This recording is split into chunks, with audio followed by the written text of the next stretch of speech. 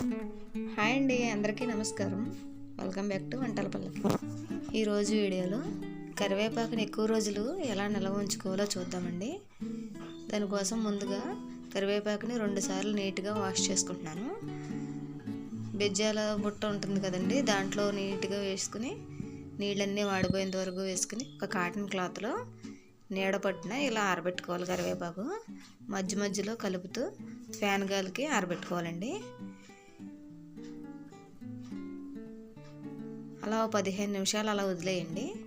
తర్వాత మళ్ళీ ఒకసారి కాటన్ క్లాత్లో తుడుచుకుని ఒకసారి మళ్ళీ చూసుకుందాం. తడి అనేది లేకుండా ఉన్నప్పుడు స్టీల్ బాక్స్లో న్యూస్ పేపర్ అనేది వేసుకుని ఈ కరివేపాకుని మొత్తం తీసుకుని దాంట్లో వేసుకుని స్టోర్ చేసుకోవాలి.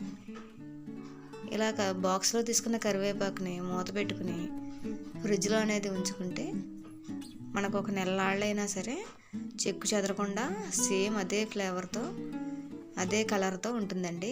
ఆ గ్రీన్ కలర్ అనేది అస్సలు పాడవదు. అంతేనండి, సింపుల్గా ఇలా కరివేపాకుని స్టోర్ చేసుకోవచ్చు.